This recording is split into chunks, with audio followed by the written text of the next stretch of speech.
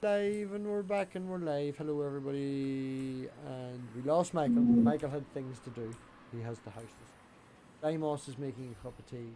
I think Fabio's watching porn and practicing tantric sex, where he's trying. Yeah, yeah. No, I'm actually super chilled. So How was your day, Fabio? Have you spent any exciting? I mean, not really. I mean, I slept up until I think 11 a.m. stuff like that, and then I just went for a ride this afternoon. You cycle? Yeah. What? Cycle. No, with a motorcycle. Oh, you have a motorcycle. Yeah. Do you mind me asking? Is it old? Is it new? Have you a specific one? What is? Like I have two uncles. One loves choppers and is 60 with a ponytail, and the other one likes sports bikes. You know, do you have a particular type you like? No, I mean, I've been riding since I was 14, and the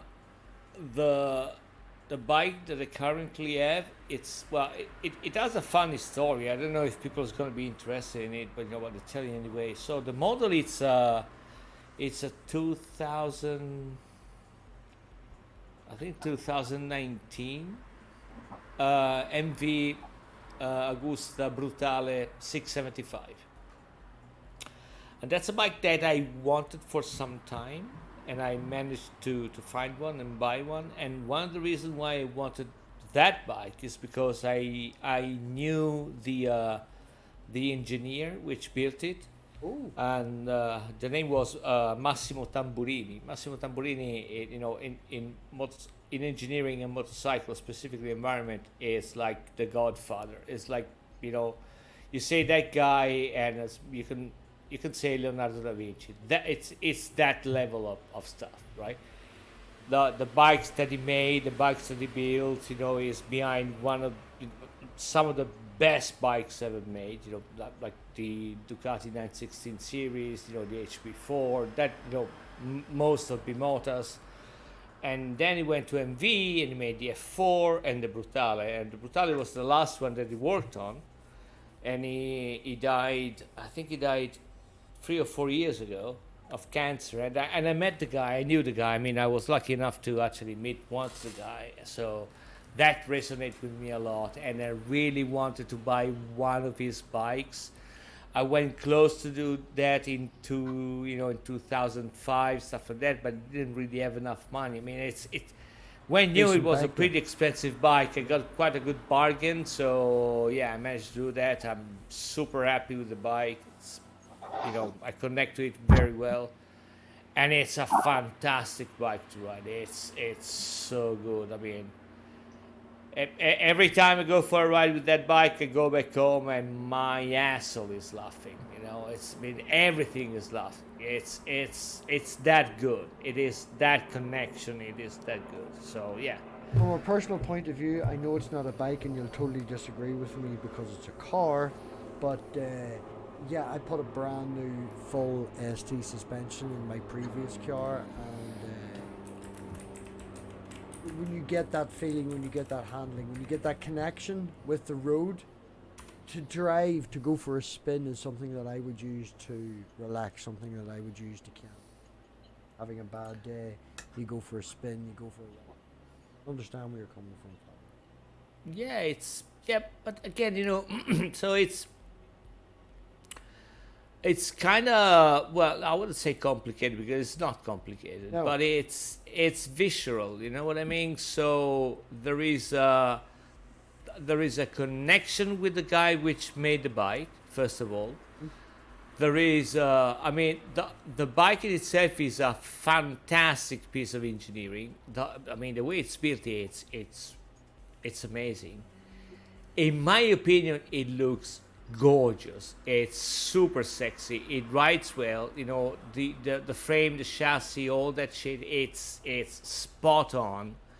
So it's to me it gives me good impression, you know, to ride it because it's good. It's fantastic for me because I have an history with that. I have an history with the guy which built it. I know what's behind. There are some, technical things on the bike which you can really appreciate. If you are into that kind of stuff, if you love, Yeah. motorcycles, and if you are into engineering, that kind of shit. So it's a mix of things, So Wouldn't have yeah. got into this bike if you weren't into bikes. It's not this bike that got you.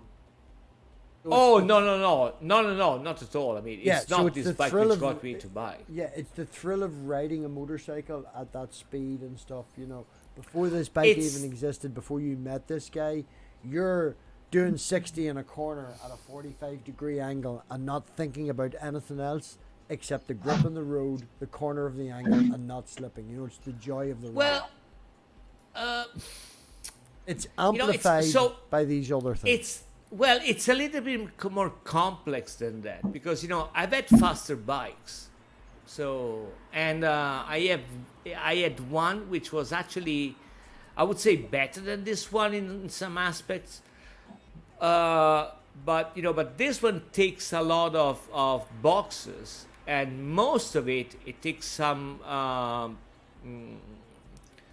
personal boxes that some other bikes Yes. didn't. So it's not the performances, it's all everything which is behind it, which it works for me. I mean, again, it's a bike that I like, it's a bike that I know the history of, I know why it was made like that, who made it, what was some reasons behind it, and it works fantastic. It's really, really, really good. It connects me in a way that it's yeah. If we can So also, it makes me happy to drive it. That's if we it. can also talk about something that would be a wee bit passionate to you. Use my hair, I'm really annoyed. I can't find my haircut. Photography. I have been, Yeah. since my wee girl was born, I went and spent £500 on a did. Now, I know this is slightly not directly at it, but one of the reasons that I bought and spent so much money on the OnePlus 6 was because of the camera, because my wee girl was being born. I wanted to have a good camera. I wanted to be able to take pictures. I wanted to remember memories, as we were discussing earlier. Your mind isn't perfect. Pictures are, Right. And, excuse me, I've spent the last 5 years taking pictures of my wee girl to the point a year and a half ago she walked into a shop. There's a professional photography shooting going on over in the corner with a model. Excuse me. With a model for this shop. It's called Cilantro. And my wee girl walked over into the middle of the photo shop and started posing. And they then dressed her up in the kids' outfit. And for her local area for like 6 months, she was the face of the kiddies department in this shop. She loves getting her photo taken. It's something that we connect over. And I've been becoming more and more ingrained and enjoying not just taking a photograph or getting a position or an angle, so to speak, but it's also about getting the right light. It's also about the right color. I can see not just taking a picture to represent what's there, but to tell a story about what's happening. I don't know if that makes sense, but it's like a rabbit hole that I'm very much enjoying. It's been going on for nearly 6 years now, and shout out to Emma's Time Matters. She's got me a new Fabio. That one was a donation from Amazon. That's a brand new M50. It's not. Remember I said it's from the charity shop. It's not second hand. It's brand new. It was a donation from nice. Amazon. So brand new M50. Hoping to get that'll be coming at Christmas. I need to get a lens. I don't know what lens to get. I'm Right. thinking going with that lens I sent you the picture of price wise. It's actually not that bad. No, it's good. It's a good one. I mean, it's an honest lens. It's good enough for you to learn. You don't spend too much money in that. And it's a nice tool. It's a good overall lens. You can do pretty much a lot of things, and it's not. I mean, it's not shite. So it has some limitations. Sorry, my mic's off to the side. People are complaining it's not in front of me. The reason I brought this up, Fabio, is there's different settings on a camera. There's different ISOs. There's different light balancing. And I took a few of the photos that I'd taken on the Kong holiday. And looking online and this, that and the other, Lightbox, which is made by Adobe, seemed to be a good app on my phone, because I do most of my editing on my mobile, you know, of the pictures and stuff, decent mobile. And, excuse me, I went through 5 or 6 pictures doing the tutorial. You know, you need to do this for this reason, you need to do this for this reason. And it used an algorithm to auto adjust. You know, it would tell me, change the color to +5, bring the brightness down, do this, whatever the fucking all. And at the end product, I showed it to my father the other day at work, and with the exception of one photo, he couldn't tell the difference between any of them. And me staring at them, I couldn't tell the difference, because I'm literally following what the picture, the algorithm is telling me what to do, rather than understanding it and looking for certain things. So what I'm asking you in a really roundabout, rambly way is the settings on a cameraman. You want to do the wee basic breakdown of what they are? It's so okay. So the 3 settings you talked about, the settings you have to remember are basically 3. So it's the shutter. Well, it's actually 2. The one you got to think about. It's shutter speed and exposure, right? ISO is a function of those, so let's take that, you know, aside for a second. But basically, you have how much time. So let's talk in terms of film. You know, it's the same thing with digital cameras. There is not that much of a difference anyway. So the shutter speed is how much time the sensor or the film is exposed to light. To the image, right? And the aperture is instead how big of a hole there is on the lens, right? When you open, you know, the mirror, or you expose, you know, the sensor. No, I think Bree didn't get what I was joking. He said the size of your hole, and I said, Bree, behave yourself, and you took your dinosaurs down. Play with your dinosaurs. Yeah. I was making a joke. Because I mean, so you set the shutter speed on the camera, because that's a function of the camera, and you set the aperture or the diaphragm on the lens. This is in manual, you know. So, but you know, the thing is the same. Now, ISO is how sensible is either the film or the sensor, you know, which is capturing the image. Now, in general terms, so if it's very sensible and there is a scale, it goes, you know, you could from 10, you know, to 6400, you know, it's a scale. So the higher the sensibility, generally speaking, the worse the image, because it gets less details, right? That was true on films, but it's true on CMOS. Well, they replicate it in digital, yeah. Yeah. So if you want to have something super defined, super fine, you will go with low ISO. And that is the amount of light that, you know, either the film or the sensor can receive. You have to think about the shutter speed and the exposure as you trying to fill a bucket of water, right? So you can you have a pipe, right?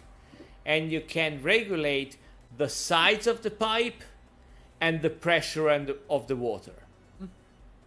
You have to fill a bucket in X amount of time, and you have different ways to achieve the same result. Because you can have a very wide pipe with low pressure, so there is X amount of water, or, you know, a smaller pipe and you increase the pressure. It's how much water flows through the pipe in the amount of time.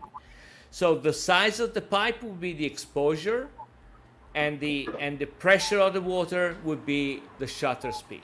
Yes. Last thing, you know, there are some differences between, so you can play with that, right? So you can have a good picture, let's say for example at with an exposure of 11 and a shutter speed of 121 200ths of a second, for example, depending on the light. Or you can have the same photograph if you reduce the aperture, like you go from f11 to f22, right?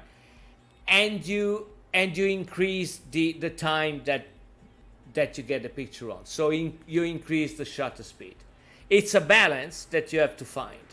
And there are some compromises because, if you have a faster shutter speed, it's less probable that the shot is moving, because it's less time that you get the shot. While the fact that you have a wider or a narrower aperture on the lens, it determines what is called Boch. Boch is the amount of things that you have on focus. And sometimes you see this picture where you have something, the subject's really on focus, and behind is out of focus. Digital, right? In smart mode, they call No. portrait. That's an auto mode in digital cameras. Right, but we're talking manual. Yes. But I know what you're talking about. That's the point. The way you achieve that result is you have to have a bigger aperture on your lens, generally speaking. So if you have a bigger aperture, you will have things on the background which are out of focus. While if you have a smaller aperture, you will have mostly everything in focus. Well, you see, there is. Did I share with you the Google Photos folder of all the 388 pictures I took on holiday? I'll have to send you that. In Discord. Yeah, no, I don't think so. Yeah. But this is so. No, there is this one. is this is the basics. Once you understand that, you understand what the various modes of your camera are. Like for example, you might have a portrait mode, and you know that in portrait mode it will try to force a wide aperture, right, and a faster shutter speed. Yes. Because it wants to have the person on focus. Yeah, it literally when you says have on screen, have them within like a meter of where the Right. camera is and all. Yeah. If you have a sport mode, for example, sport mode usually it's something that they try to achieve the fastest possible shutter speed, because you're basically taking picture of something which is in fast motion, so you want something fast. So eventually we'll change the ISO and the aperture of the lens accordingly, stuff like that. So it's a balance, That's what I'm just saying. Yes, no, I understand exactly what you're saying. I'm looking for this particular picture. Just there's it there. Fabio, can I get your contact information? I do a lot of exploring UFO videos and stuff where I talk about camera settings and things. Yeah. I go into ISO and different settings and speeds, because most of that stuff, as you know, is just mostly bad shutter speed is how they get those. But right. Oh yeah. I'll send you. Hold on a second. I'll Right. put it in the side chat. It's not a problem. Yeah. So. And that way I can send you stuff and get your opinion on it, because it sounds like you know your way around. Good. So that's my email. You can send me an email there. No worries. Bree Awesome, also thank does. you. Bree's also on Discord, so that Fabio's mainly Yep. Discord over to her. Yeah. That picture there. Just for the Fabio, record, before I go back to my dinosaurs, this is not a dinosaur. that's a gummy. Not a dinosaur. It's a Metrodon. Closer to us than it is to the dinosaurs. Right. This is bucket label. Of course, there's pterosaurs in here too. So, what are you gonna do? That's the Not picture dinosaurs. I was looking. Now that's an instant built-in function in the camera, and that's just what they refer to as portrait mode, which, as you say, has the low shutter speed, the very small, the very big aperture, sort of blurs everything out behind it. I'm quite happy with that one. That effect is called Boch. I don't know why, but it's called Boch The Volca, or Bosch. Yeah. where it turns the lights into globes of light. Yeah, I mean, fuck me if I know what they call it like that. I just know it's called balk, and it's a good term to throw away, so that it seems to me that you know what the fuck you're talking about. So that's why I remembered that, and just there you go. What's wrong with that? What way would you edit that photo? Like, you've taken this picture on your phone. What are you gonna do with that? So okay, It first looks of all, very as I bright told in you, the blues and the greens and things like that to me. You well, know. I mean, first of all, as I That told green you, really pops. yeah, I do not touch my photograph because I'm super old and I'm lazy, so I do not do that. If I could Okay, point well, out would you something, I'll change Yeah. if I can, Simos. I'll change the question and then you can ask Yes. yours. we'll Right? keep the photo up though. Then that's Yeah, we'll keep the photo up because I want to comment on it. Yes. yeah. Okay, changing the question from what would you do in studio afterwards to this is just bog standard using an algorithm, no effects, no pro mode. The picture has taken this. What way would you have taken this picture? Would you have lowered the shutter? Would you have lowered the ISO? Would you have changed the way to take the picture to get a better result? What is wrong with this picture? Is it too bright? Is it this? Like, comment on it, you know. It's I think it's a little bit flat. Everything's the same Even color. even if it no, it's not the color. What do it's you the mean by shades. flat? Excuse me. I mean, there are a lot of even if by flat usually you mean something that it's not the problem with color, it's the problem with shades. So shades is what give you Can the you see my- contrast and stuff Can like you that. see my mouse? Yeah. Right here, you can't tell the difference between this bush, which is very close, and that hill. Is that what you're trying to say? No, what I'm trying to say is that this picture, the light which has been captured, it's an average between the darker points, where the shade is, like on the far right, and the brightest points, the one on the far left. So that would be the left, right? But on the right, you got something in the shadow. These things.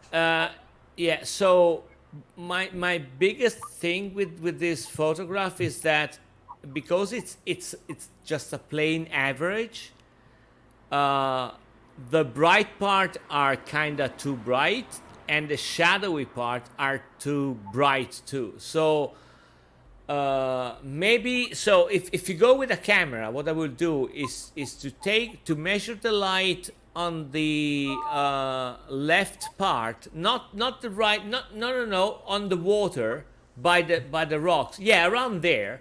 I would measure that light and have that point with the right light.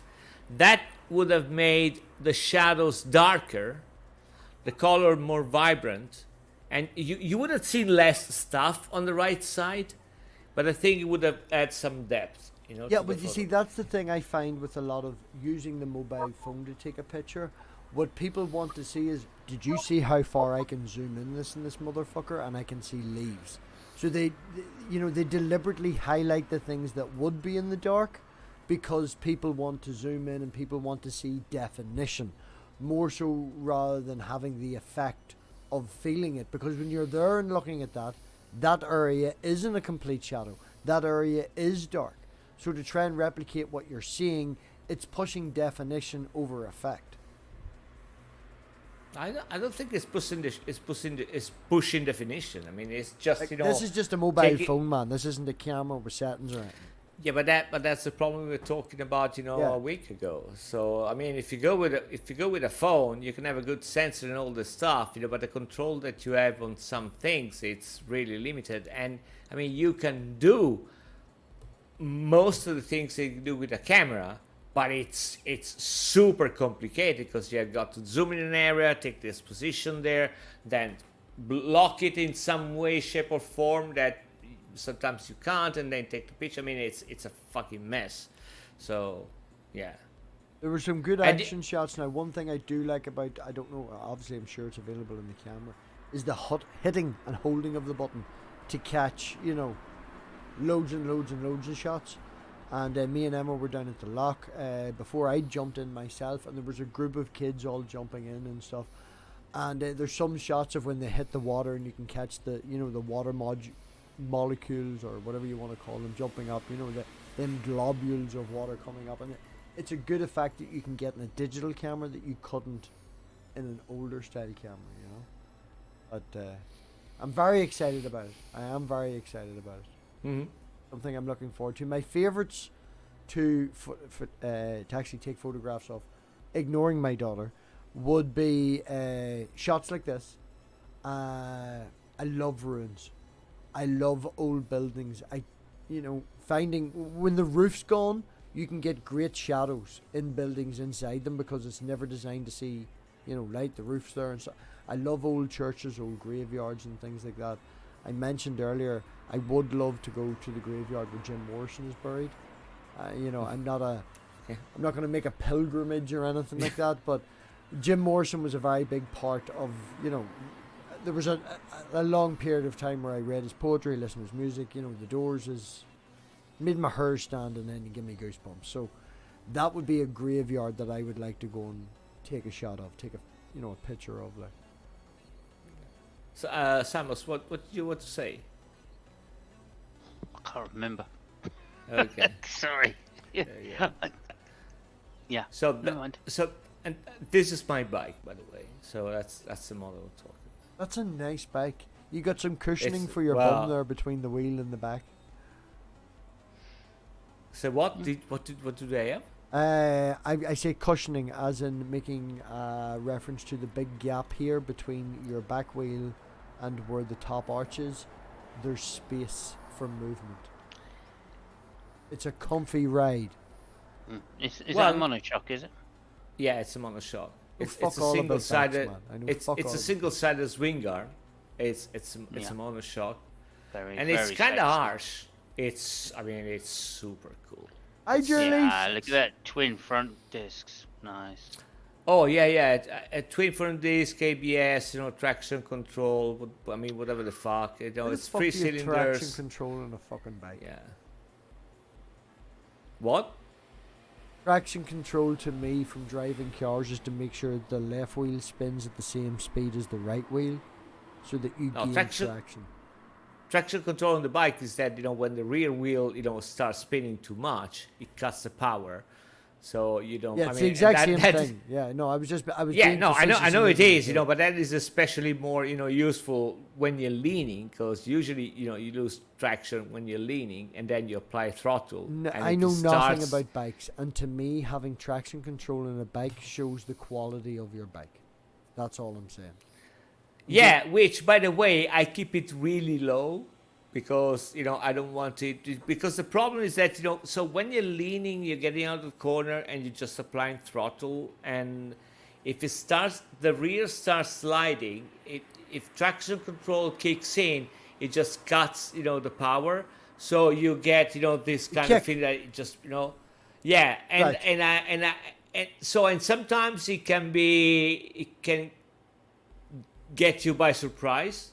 So I keep it, I think, 3 out of 8 as a setting, because I kind of want that the rear wheel, Quick. slides a little bit, Yes. but I want, so what I want is that it slides a little bit, but I always want that the rear wheel is not in front of me, if you get what I mean, Yeah. because There's, this is what happens.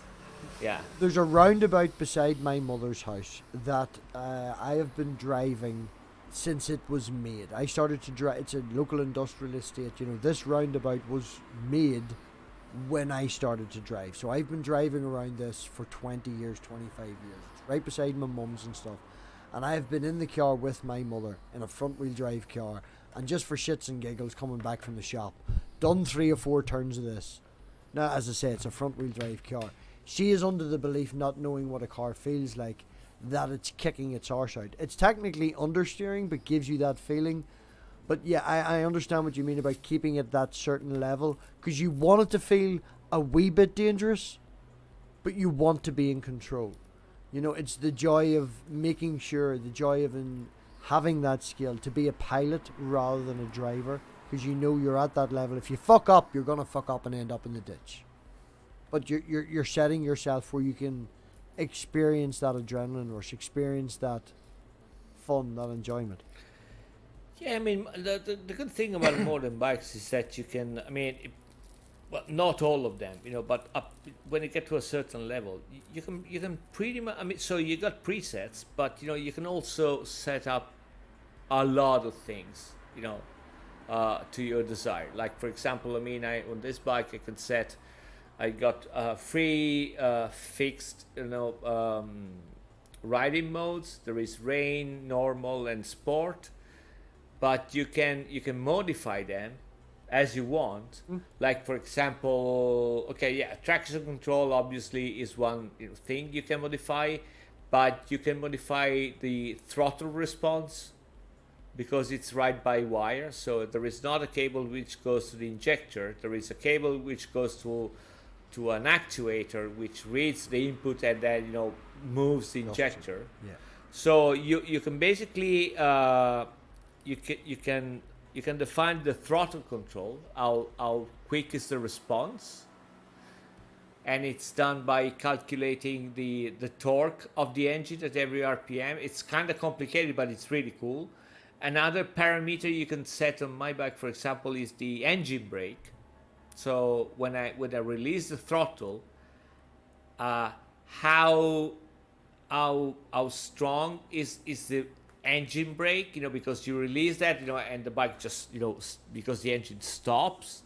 So you can tune that so that, for example, you can have less engine brake. So that when you turn the throttle down, what basically happens is that the ports of the injector, they don't close completely. They keep putting in a little bit of fuel so that the engine doesn't brake too much. And that, I mean, and so you can basically customize to your riding style. There's enjoyable parts with a modern bike and stuff like that, but there's also things that, like, an awful lot of cars now have what's known as an EGR valve. The fuck it's named in different things. An EGR valve takes the exhaust fumes from your engine and recirculates them to make sure that you get every last bit of petrol out of it or every last bit of diesel. Good for the environment. The problem with that is it also circulates the shite through your engine again. So over a period of time you build up dung, glock, shite in your engine, And if you don't drive to a certain point and flush that out, it causes issues over here now. Okay?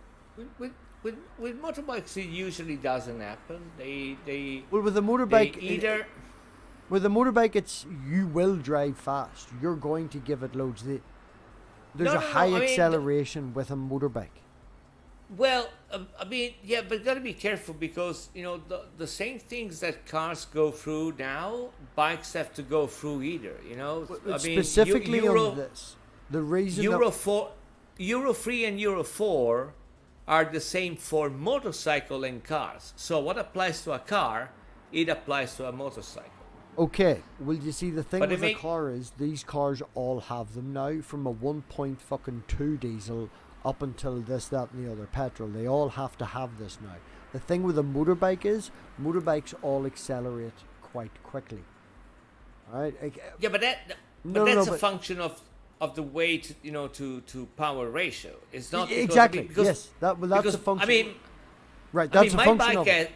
Right. Yeah, but if you drive a like car, for example, I mean, my bike has a catalytic converter as a car, as the oils, they go through a recycling thing, and so it is I mean, they go through the same shit. Actually, what I can tell you, on a motorcycle, it's way more difficult to make a Euro 4 motorcycle than a Euro 4 car, because one of the parameters is the noise, and in a car, you put in a bonnet, you just insulate the bonnet, you close it down, it makes no noise. You have to with a bike, you have a lot of mechanical noise, like a lot. On the point that I'm trying to make, this I would doubt happens on bikes that often, because the way to cure it in a car is if you build up a lot of this gack, as we would call it, because of this, then you take the car for raking and rallying. You drive it like you stole it for half an hour, and you blow the system out.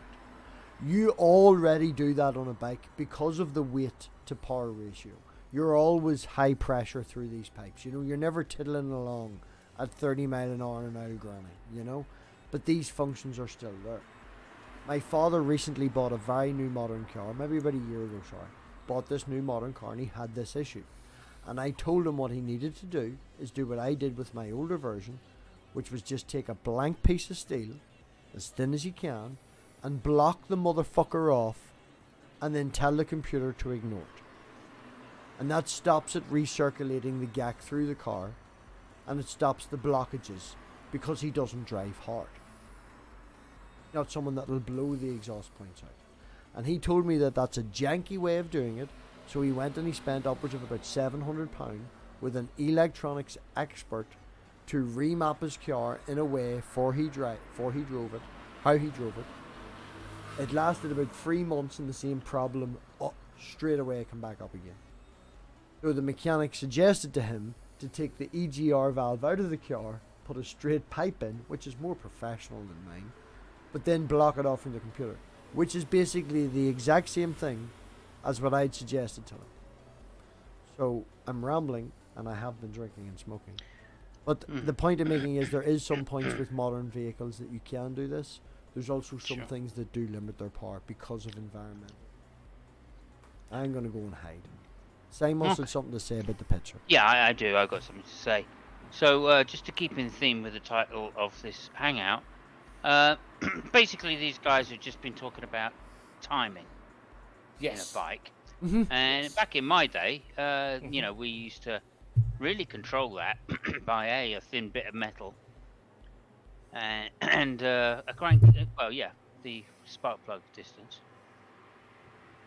So you used to make sure the gap was the right distance. That's how we used to do it. Yeah, okay, that's and a gap. also yeah, a little works. dial, not a dial. I mean, it was a spanner we used to use to change the timing. Of course, on the, I can't even remember what it was on. Is it on the crank or something like that? No. Yes. On the yes, it is on the crank. Okay.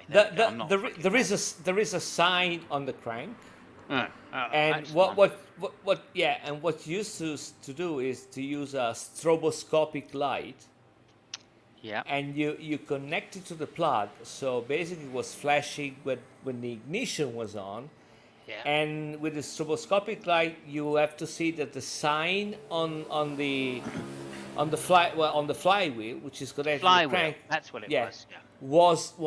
is in the correct position, because you want the spark to ignite to the correct position. So yes, that's You use tip X. was really funny. I mean, yeah. You take the timing belt and then- off, you tip X, word comes off, you tip X, word goes on, and if you move that tip X dot, you fuck the entire timing up of the car.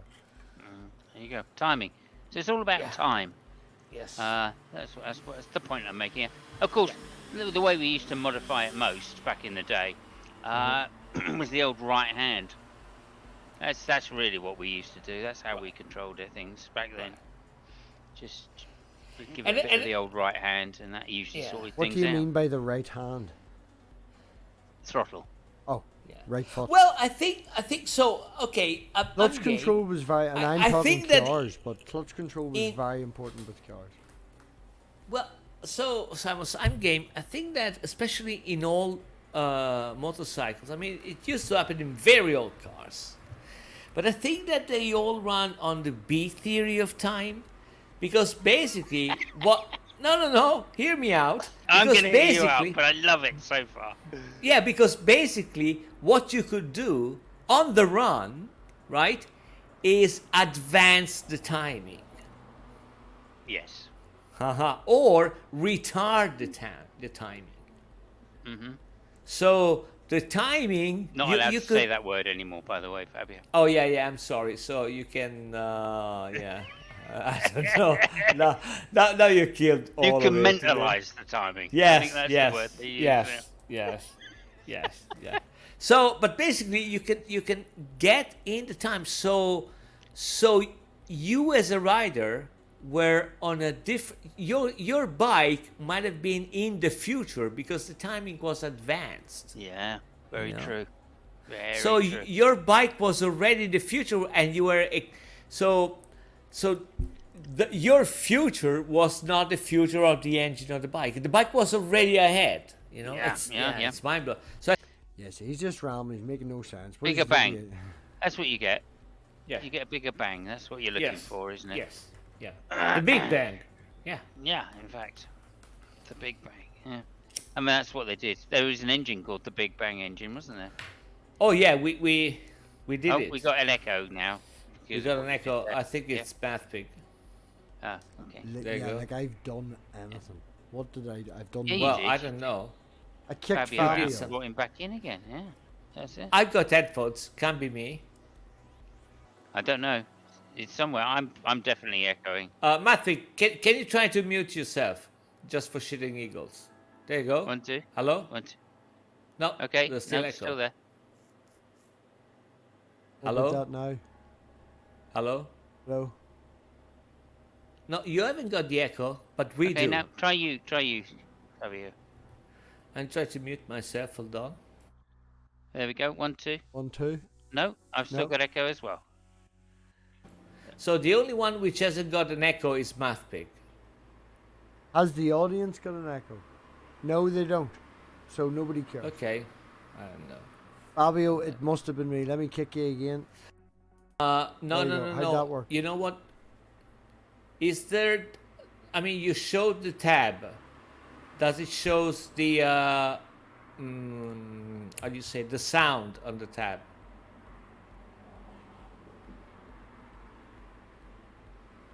Right, there's desktop audio bouncing in the background of mine. I'm watching. Yeah. Oh, it's Try. stopped. Yeah. No, it's still there. Can you unshare the picture? Can you stop sharing the picture? Ah, how's that? Yeah. Hello. There, that works. Yes, that works. Okay. Sorry. It's an automatic habit for me in StreamYards that when you share a screen, regardless of what it is, you click share audio. Of course you See, do. and I told him, but he doesn't listen. So. No, Yeah, I've just it's- muted that particular You just- share. The reason I brought Which it is back. exactly what they told you to do. You can't, but yeah. And that's just wasting my time. Deimos, the floor is yours. You said you had something to talk about the pitch. No, I don't. I can't remember what that was. that was So That was- long ago. too No, long ago. No, you were saying that we did an engine which was called the Big Bang. The Big Bang engine there. Yeah. There you go. And was a that Ducati had one, did they? Yes. We actually did it when I was there in 2000. I think 2004 was a Big Bang. And the idea is that you have it was a 4-cylinder, but instead of having regular explosions, we had Yes. 2 cylinders, having combustion at the same time, and 2 cylinders having combustion at the same time. Your love of motorbikes, Fabio, and I'm assuming that Simos has at least an interest in motorbikes or grew up. I rode motorbikes for a lot of my life. Yeah. Bikes were never my thing. I did like cars. Do still like cars and stuff. But where did your interest come from, Fabio? Where did your ground not like? Did you just generally get into bikes and things? I'm gonna say I mean, my I told you, personal. I mean, I don't know. I mean, I've been riding, scooters and motorcycles since I was 14. So it's what 43 years. And then I was lucky enough, to actually work for some guys, which were making some wicked bikes with some wicked riders. So yeah, that was the cherry on top. But yeah, I mean, I don't know. I always loved them. I like riding with a motorcycle. You're so much into what you're riding, and the environment around you. That with a car, you cannot experience that. It's the same difference as looking something on on a TV and actually going for a walk. That's You the same have difference. to know then if you're into motorbikes about the Northwest, the Northern Oh, Ireland, yeah. the Northern Ireland yeah. Northwest. West 200. Yeah, of course. I Yeah, would. there's an awful lot of deaths because they set no Yeah. limits on them. So there is that. Well, no, Well, I mean, there's an the entire death- family, man, that's got like one every generation that dies on the The- Northwest. Yeah, I mean, If you're the a deaths Dunlop, are- you have to die at the Northwest. It's like Yeah. Well, no, I think Dunlop died in Lithuania or one place like that. But well, I mean, the reason why there is a lot. Estonia. Estonia, yeah. I'm Sorry, being yeah. facetious. You get the fucking point, though. I'm not a bike No, guy. no, I'm I not a understand. bike guy. But I'm running off my but general I, knowledge. No. I just told you because I knew the guy, so it was a very good writer. I mean, I think that the reason why there is a lot of people dying is because they ride on roads. Dangerous. That's the issue. I'm Well, wet. I mean, of course it's dangerous. It's a fucking road, with poles, walkaways, side curbs, all that shit, which you don't find in circuits. So that is the reason why everybody dies there. That's That's the reason for Ian. why Just a doing a lot of tour people for dies at the Isle of Man, and places like that. So it's Um, super dangerous. To bring a little bit back to what we were talking about earlier with men. Reason that I never got into bikes but did get into more motor vehicles is because it was never, I don't want to say that I was never allowed to ride a motorcycle, but there was kids growing up around us in the sort of scene and farming and stuff, like they had quads and stuff. We were never allowed on them. The reason for that being that my uncle, as I mentioned earlier, one's big into choppers, one's big into speed bikes, and my uncle George, who's into the more sports bikey, 6 and 800cc and sort of leaning down and all that sort of stuff, like the super bikes, like the Northwest, them type of bikes. He went off one at quite a young age and had a very bad accident. Now, to the point where he was able to walk back home or crawl back home or make it back home and get, tell someone, phone me an ambulance because I need help. But that stuck in my mother's memory. So Thank she you. never let us have a bike.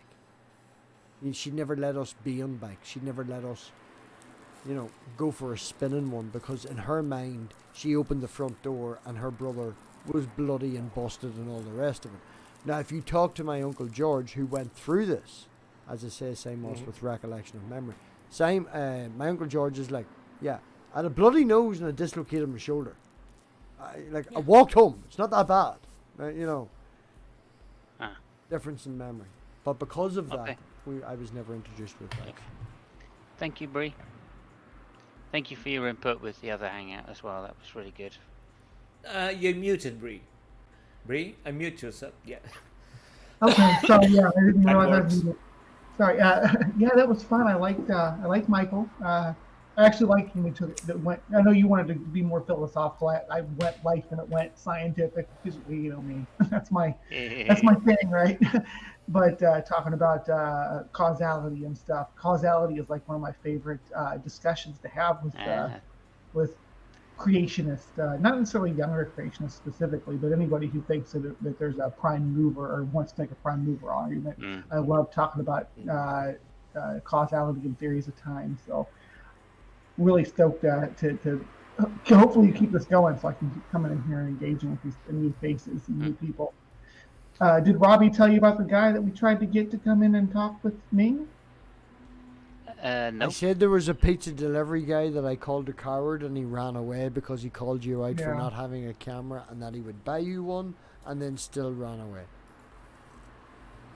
I don't know where he thought What's I'd his name? His channel's called Real Behind the Wheel, or Real at the Wheel. And saying that, Fabio, you would probably like him because he does photography as a side hustle. Wow.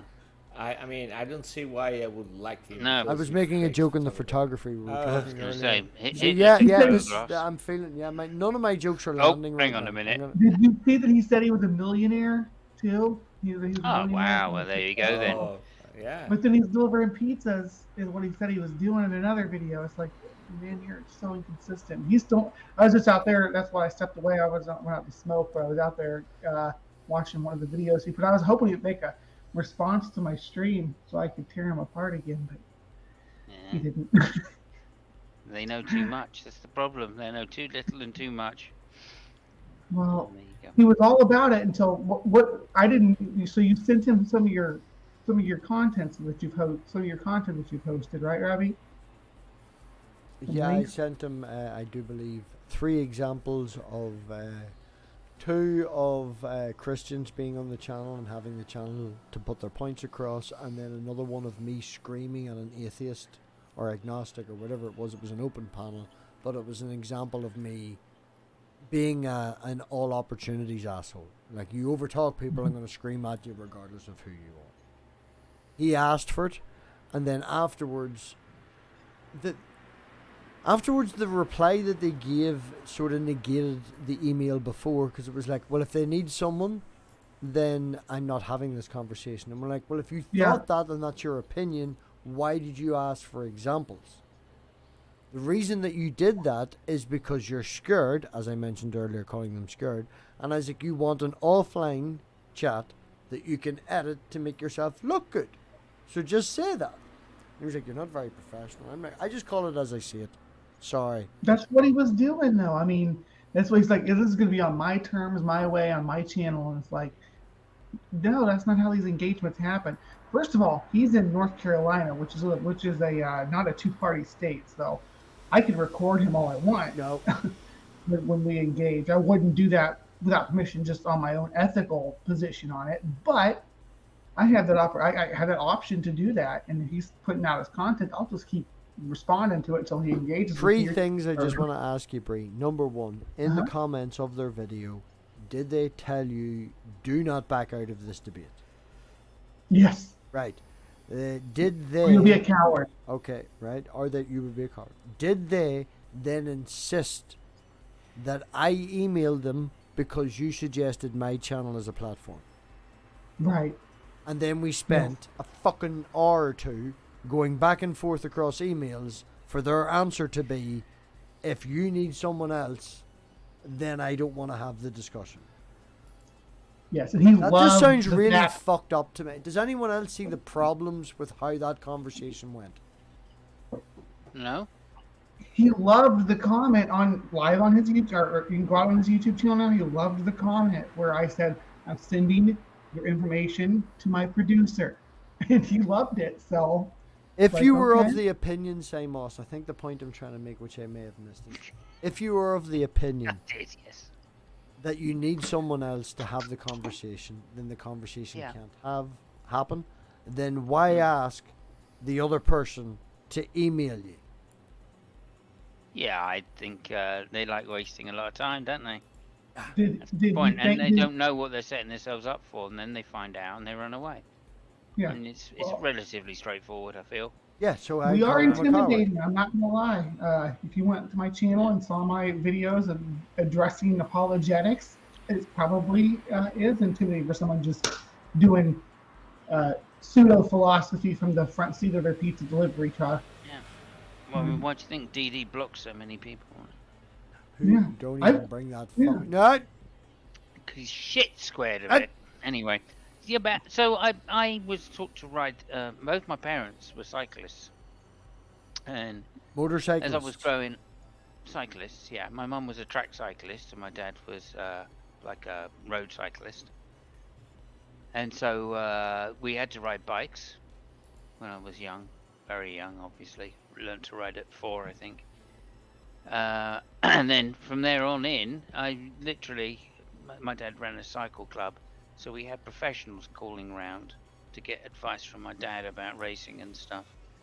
So I'd always get these really good race bikes, cycle bikes, and I'd have some really. Plus, I had my mum's track bike as well.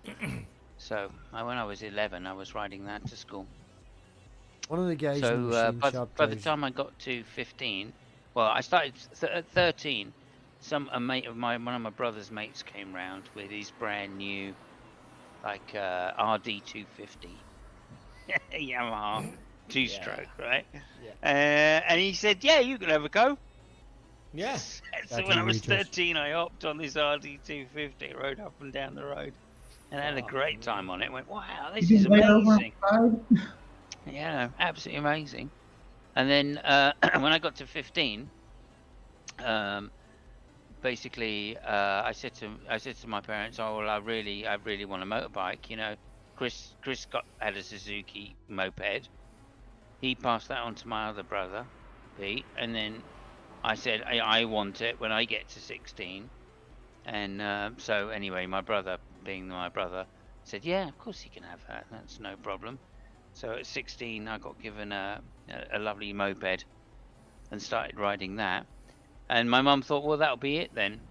But no. Legally, can you drive a moped when I at got 16 over here?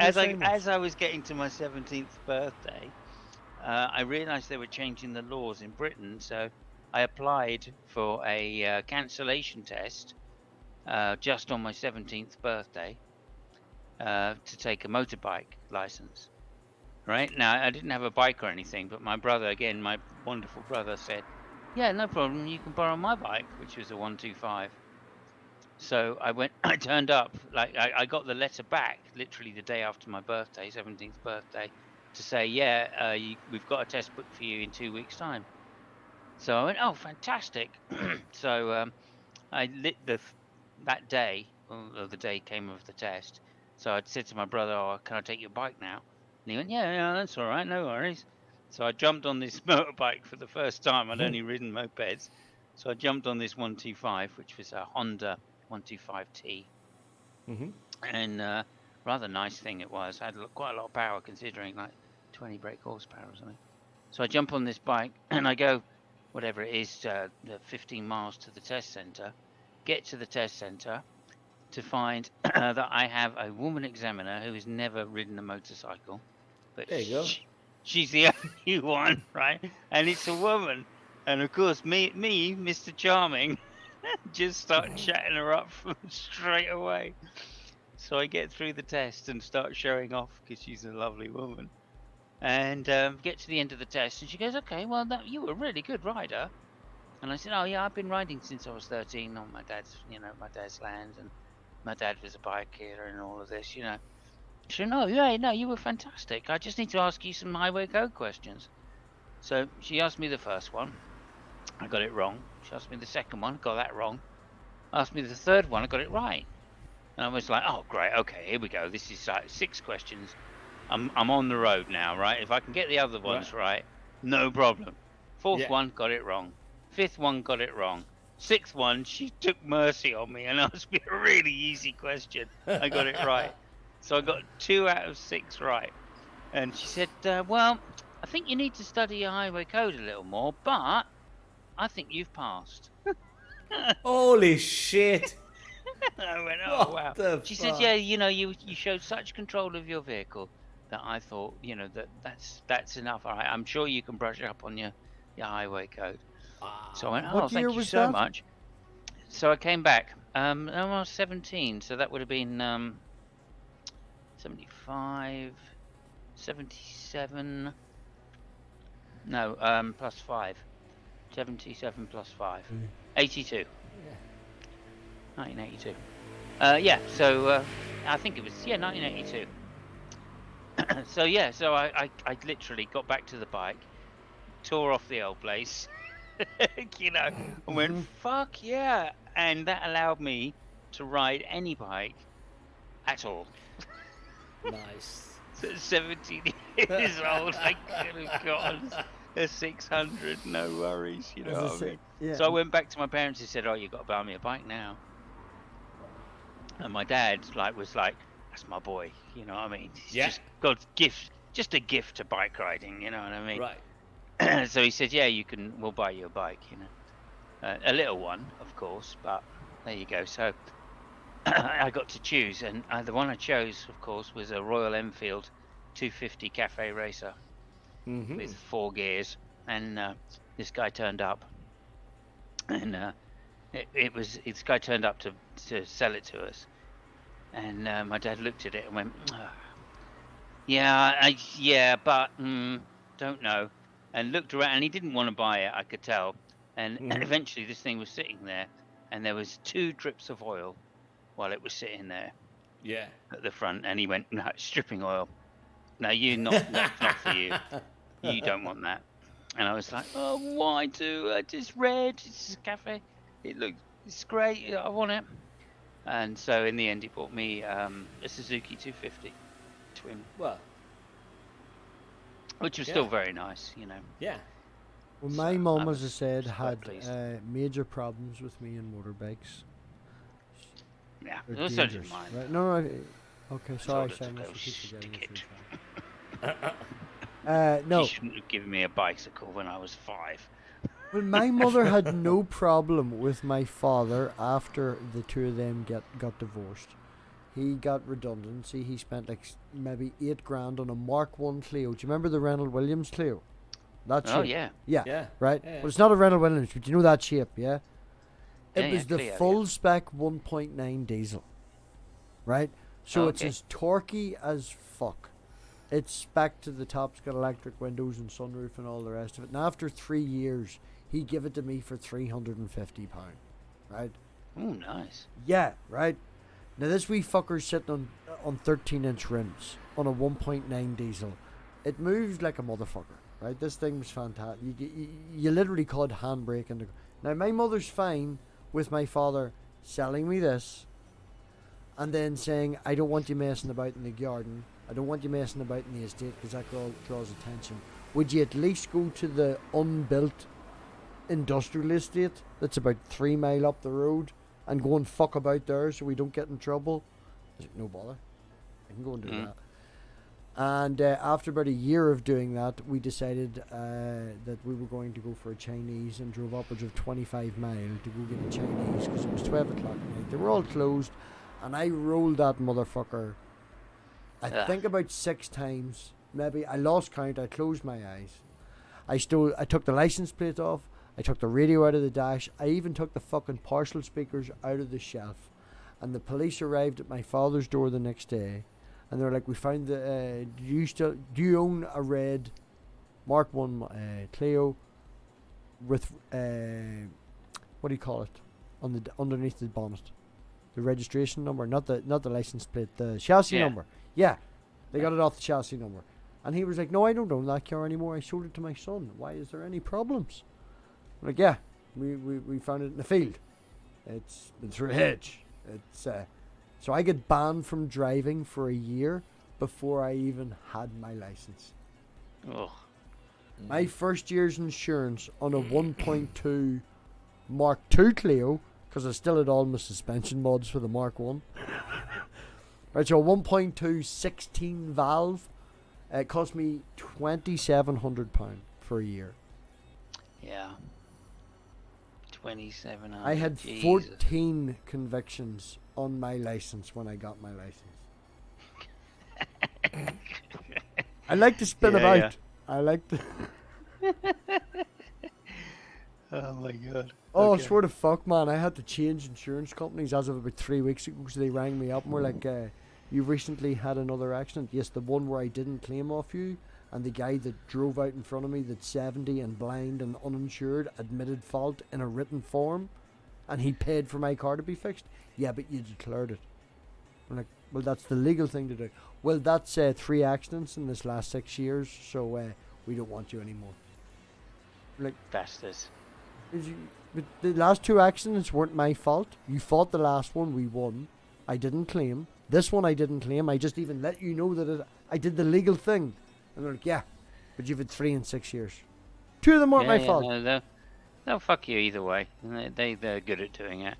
Well, it's very funny because I'm now getting it £7 cheaper than what these motherfuckers, because I went to Well, there you go. GoConfused.com. GoConfused.com.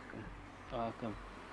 I always used to manage to wrangle out a fairly good deal with my insurance because I don't know why. I just always managed to. I used to go to special bike insurances. I think that's why, and they realised that the price, no biker wants to get in an accident. Yeah. So they do lots to avoid it. The And guy when they I do, get, it's probably not going to be that much, the guy I get my weed off is quite, I wouldn't say into cars as in mechanics.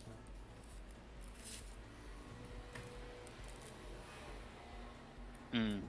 And he now he's recently changed it, but he had the 2021 Skoda S60 half electric hybrid or whatever it was. This motherfucker could drive itself, right?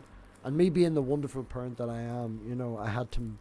Me and the daughter went and met him one time, and she got into the car and she was like, "Oh, I love a fast car." And he was like, "Oh, do you like this?" Took his hands off the steering wheel and hit a button. The fucker drove itself up the street. My wee girl was like Christmas.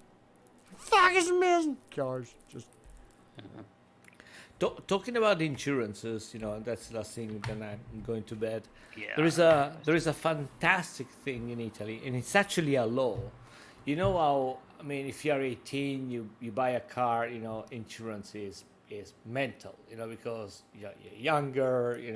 Stuff like that. Now in Italy, there is a law so that if my son, and actually they do, if my son buys, a motorcycle or a car, whatever, they can apply and it will be given to them to fall into the same category of insurance that his father is. So, I mean, I haven't an accident, luckily enough, for many years. I'm in a good class of insurance. I don't pay too much. My kids, when they turn 18, they buy the motorcycle, and instead of jumping, from the highest possible insurance, they automatically felt into the, one of the lowest one because his father has got one, or a member of the family has got one. There's certain insurance. That is fantastic. I mean, that's a good system. That's a good system. I mean, so the difference is that, a guy is 18, buys a car or whatever, they might, depending on the car, they might as well, pay, I don't know, 1,000 euros, 1,500 euros per year of insurance. And instead, they just pay, I don't know, 200 or 300 or whatever, the parent pays. See, now, I can't remember what country it is. It's part of the EU or recently joined it or whatever it was. Deimos, do you drive a bike now? No, No. So you don't drive a car or a bike or anything at the moment? I don't know. Would you be still of the agreement that insurance is a fucking scam? No, I mean, I'm being facetious, but you understand what I mean. okay. Yeah. Like Well, my it's insurance. expensive, yeah. I mean, they really do hit you hard as Yeah, they you can pay more in insurance than what you paid for the car. Okay. And then whenever the car Yeah, I mean, crashes, insurance they is not say just they for won't you, pay it's out for the and other they give you people that less. you hit Yeah. as well. It's a disaster, okay? I can't remember what EU country it is where the driver is insured. Now, over here we have a thing called third-party fire and theft, and then we have fully comprehensive.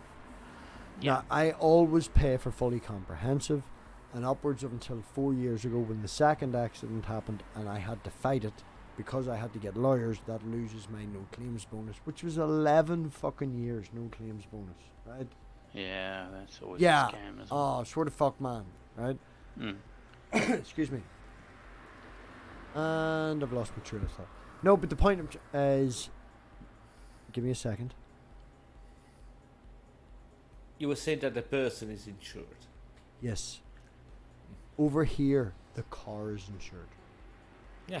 So if I drive Simos's car, if you had Simos had a car, Simos would give me permission, and I'm fully comprehensive, so I drive Simos's car, then under the label of third-party fire and theft, which means that if anything happens and I'm in an accident, my insurance company will pay for the repair of the other person's car, but not Simos's. Because we're friends, I have to fix his car. Right? And this is the reason. That's weird. If it's your fault. Yeah, that's kind of weird. And most Yeah. insurance companies now, like I literally was involved with a guy who was third-party fire and theft as a standard. The car that he drove out in front of me with, he was test driving to consider to buy. So because he was third-party fire and theft, even though he had permission to drive it, he wasn't technically insured. Yeah, damn right. Damn right. So Yeah. he had to then cover the cost of that car and the whole fucking thing, and that's why it took 4 months for the payout and stuff. But he wasn't insured. Now, because my car has been in an accident and they have paid out to me, even though the other company has paid out, not my insurance company, they have paid out what the factory value of the car is worth. Technically £25 more than what I paid for it, so I made a profit by crashing it, or being crashed into. But my car now will never get a payout again. Yeah. Now, the only thing that was wrong with my car was a bumper, a wing, and a bonnet. But because it's an old car, buying new parts from Ford is more expensive than what the car is worth, so it's been wrote off. Technically. Yeah. So I Yeah, took yeah. the value of the car and bought the car back off them and have now fixed it Yeah. and put it back on the road. Mhm. And it's as exactly safe as what it has always been. But now driving that car technically third-party fire and theft, even though I'm paying for fully comp, because it has been paid out on. They know it's not worth it, and it's better value for me to get another car, but then I can't sell this one, so it's just like, fuck it, I'm just gonna drive this thing. Just gonna drive it back and forth to work until it falls apart. It's a great car, nothing wrong with it. There you go. But if I crash, then my insurance only pays out for the fixing of the other car. Obviously, we don't want to crash, but it's just an annoyance. Even though I still have to pay fully comprehensive, I'm not technically fully comprehensive. Yeah, that's a bit silly. Yeah, hence But the hey, insurance there you being go, a scam. Yeah, I've got a side of my family that says they are all insurers, and they live in the lap of fucking luxury. Oh man, I got stung, right? I got stung. And it gets me mad every time. 'Cause then, although having said that, when I first got my moped, I phoned up my Uncle David and went, "Can I get insurance, please?" And he said, "Yeah, no problem," and got me the best deal you're ever gonna fucking see for a 16-year-old. It was cheaper. And look, I've got to go to bed. I'm so sorry. But Yeah, it I'm jumping really off is too, that guys. late. Yeah, no, So, it's gone. Well, I hate to cut the conversation short, but thank you so much, MathPig. It's been fun. And yeah, I'll see you tomorrow, Fabio, at some point. As I say. Yeah. Oh yeah. Thank you, MathPig. See you later. Yeah, MathPig, sorry about Cheers. that. It's No, super late for me, abrupt so I endings gotta